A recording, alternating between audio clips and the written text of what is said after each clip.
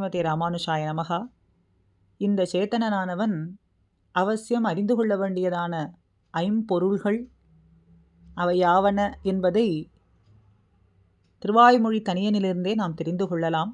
மிக்க இறை நிலையும் மெய்யாம் உயிர் நிலையும் என்று வரக்கூடியதான தனியன். அதில் இறைவனினுடைய நிலை, எம்பெருமானுடைய நிலை, இந்த ஆத்மாவினுடைய இயல்பு, இந்த ஜீவனானது எம்பெருமானை சென்று அடைவதற்கான நெறி என்ன என்பது, அந்த நெறிகளுக்கு தடையாக இருப்பது என்னென்ன என்பதையும், எம்பெருமானை சென்று அடைவதால் இந்த ஆத்மா பெறப்போகும் பயன் என்ன அப்படிங்கிறது, இந்த 5 விஷயங்களைத்தான் நம் சம்பிரதாயத்தில் ஐம்பொருள்கள் என்று சொல்லப்படுறது. தெரிந்து கொள்ள வேண்டிய முக்கியமான விஷயங்களிலே இது சிறந்ததாகவும் சொல்லப்படுகின்றது என்று பூர்வர்கள் நமக்கு காட்டுகின்றார்கள்.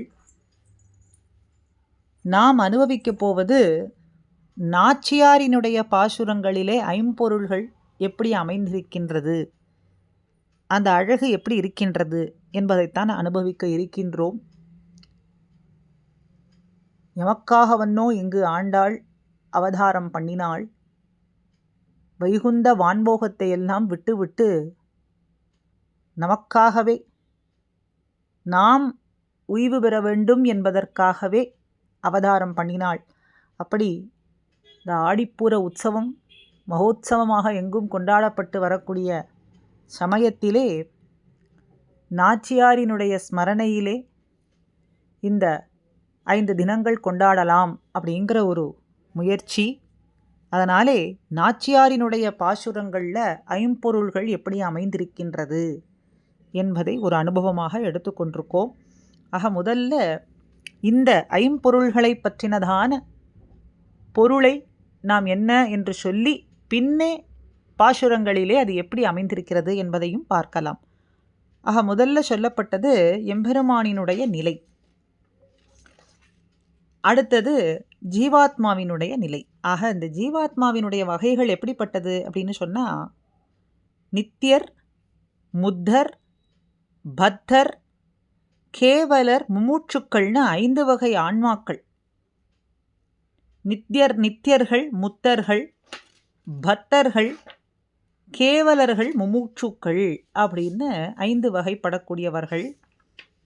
முமூட்சுக்கள் பிறவி பெருங்கடல் என்கின்ற சம்சாரத்திலிருந்து விடுபட்டு எம்பெருமானை பெற வேண்டும், வைகுந்த மாநகரிலே ஒழிவில் காலமெல்லாம் நாம் வழுவிலாத அடிமை செய்ய வேண்டும் என்ற ஆர்வம் கொண்டவர்கள், அவர்களைத்தான் முமூட்சுக்கள்னு சொல்கிறோம்.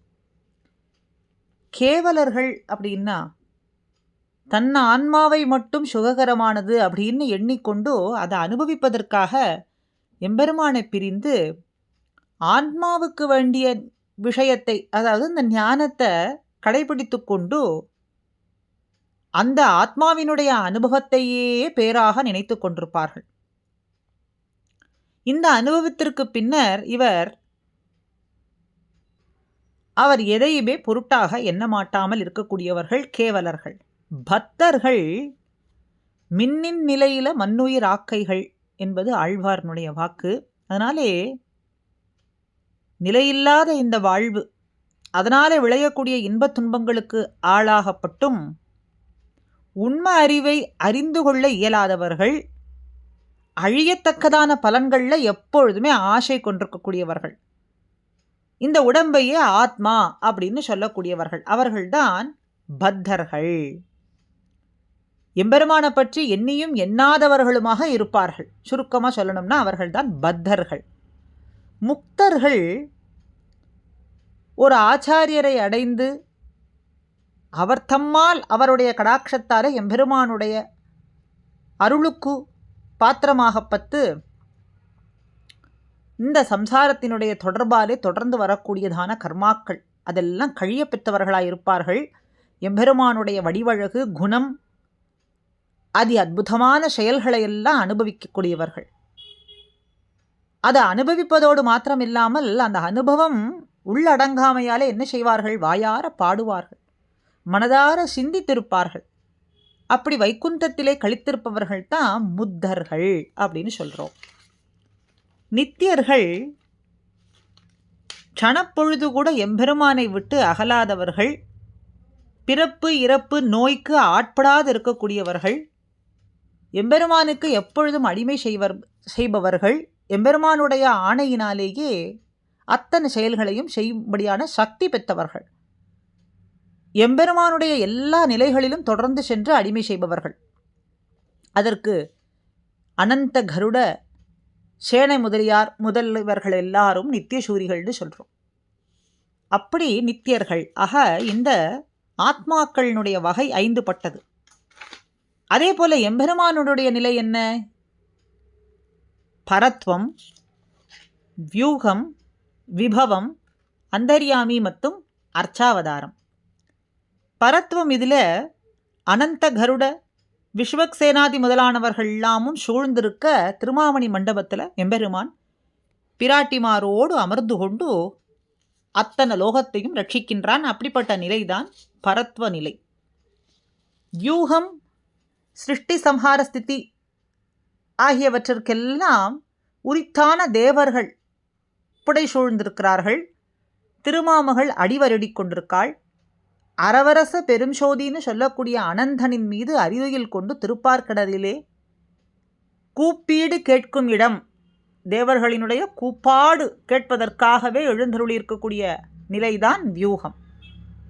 விபவம் தர்மத்தை வலியுறுத்துவதற்காகவும் மறுபடியும் தன்னிலையிலிருந்து தாழ வந்து கட்டவும் அடிக்கவும் கொண்டாடும்படியாகவும் விளங்கக்கூடியது தான் ராமகிருஷ்ண வாமனாதிகள் போன்ற அவதாரங்கள். அதைத்தான் விபவம்னு சொல்கிறோம்.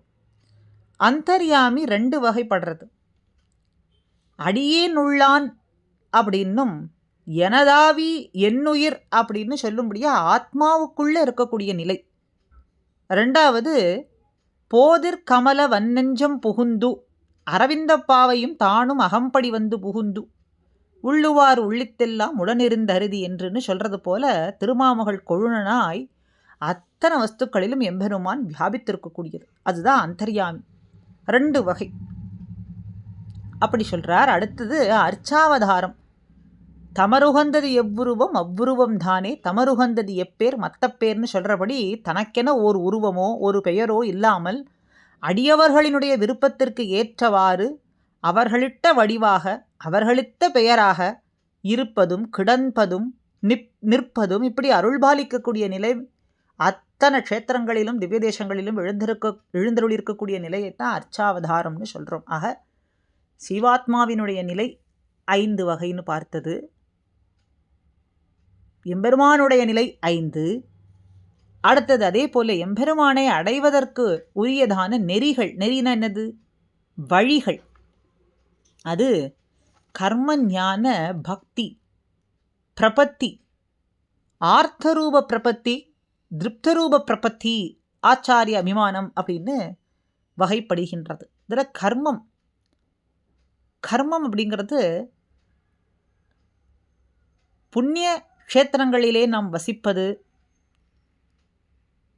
தியானம், யஜ்யங்கள் செய்கிறது, தவம், தானம் பண்ணுவது, இதனாலே இந்த கர்மங்களை நாம் பெற்றெடுக்கக்கூடியதான இந்த பிறவி கர்மங்களை கழிப்பது. அப்போ இந்த ஞானத்திற்கு துணையாக ஐஸ்வர்யத்துக்கும் மூல காரணமாகவும் அமைகின்றது. அது கர்மம்னு சொல்கிறோம். அடுத்தது ஞானம் அப்படிங்கிறது, இந்த ஞானம் பக்தி யோகத்திற்கு துணையாகவும் கைவல்ய அனுபவம்னா என்னது?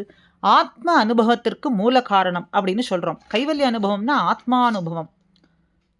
அப்போ திருமாமகளாகிய எம்பெருமான், திருமாமகள் கொழுனனாகிய எம்பெருமான உள்ள கமலத்திலே கொண்டு ஆத்மாவினுடைய உள்ளத்திலே அதை நிறுத்தி அனுபவமாக்கி கொண்டு யோகத்தில் மூழ்கி இருக்கக்கூடியது. இதுதான் ஞானம்னு சொல்கிறது. சுருக்கமாக சொல்லணும்னா இப்போ கர்ம ஞான பக்தின்னா எம்பெருமான் மீது அளவு கடந்ததான அன்பு பொங்கி பெருகக்கூடிய நிலை. இதனாலே பாவங்கள்லாம் நீங்க பெற்று அடைய வேண்டிய பொருட்களையும் உபாயங்களையும் அனுபவிக்க செய்யக்கூடியதாக இருக்கு. அப்படி பக்தின்னும் சொல்கிறோம். பிரபத்திங்கிறது மிக எளிதாகவும் சுகம் தரக்கூடியதாக இருக்கு. அந்த பக்தியிலே 2 வகைப்படுகின்றது. ஆர்த்த ரூப பிரபத்தி இன்னும் திருப்த ரூப பிரபத்தி அப்படின்னும். ஆர்த்த ரூப பிரபத்தின்னா எம்பெருமானுடைய பலன் ஒன்றுமே எதிர்பாராத கருணையாலேயும் தன்னுடைய ஆச்சாரியனாலும் ஞானம் பிறப்பிக்கப்பட்டதும் எம்பெருமானுடைய அனுபவத்துக்கு தடையாக இருக்கக்கூடிய இந்த பிறவி எல்லாம் நீங்க பெற்று எம்பெருமானிடத்துல அவனுடைய திருவடி சேர்வதுங்கிற ஆர்வம் மட்டுமே மேலோங்கி இருப்பவர்கள். இனி நான் போகலொட்டேன் அப்படின்னு தடுத்தும் சரணடைவதுதான் எம்பெருமானுடைய திருவடியை பிடித்து கொண்டு சரணடைவதுதான் ஆர்த்தரூப பிரபத்தி. இதே திருப்தரூப பிரபத்தின்னு சொன்னா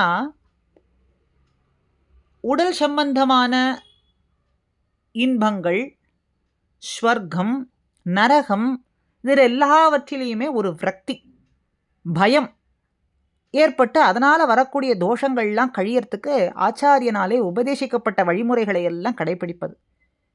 இருக்கும் நாள் உகந்தருளின நிலங்களிலே அமுதுபடி சாத்துப்படி கைங்கரியம் ஆராய்ந்து போருகை அப்படின்னு சொல்கிறது படிக்கு பகவத் பாகவத செயல்களில் விருப்பம் நமக்கு கொண்டு நம்முடைய மனசாலே வாக்காலே காயத்தாலே கைங்கரியம் செய்திருக்கக்கூடிய நிலை இருக்கே, அதுக்கு பெயர் திருப்த ரூப பிரபத்தி அப்படின்னு சொல்கிறார்கள். அதுக்கு மேலே ஆச்சாரிய அபிமானம். ஒரு குழந்தை நோவு சாத்திருக்குன்னு சொன்னால் அந்த நோவை திருப்பறத்திற்கு தாயாரானவள் மருந்துண்டு அந்த குழந்தையை தன்னுடைய தாய்ப்பால் மூலமாக நோயை நீக்குவாள். அதுபோல பரமச்சேதனனுக்காக தான் உபாயங்களை எல்லாம் அனுஷ்டிக்கிறார். சேத்தனனை காக்க வல்லதான பரம கருணை மிக்கவர் மகாபாகவதன் அபிமானத்தில் ஒதுங்கி இருந்து அத்தனையும் அவர்கிட்ட வழக்காயிருந்து மேற்கொள்றது தான் ஆச்சாரிய அபிமானம் அப்படின்னு சொல்கிறது. ஆக சிவனினுடைய நிலை, பெருமானுடைய நிலை, அவனை அடைவதற்கான வழிமுறைகள் அப்படிங்கிறதும் 5 பார்த்தது.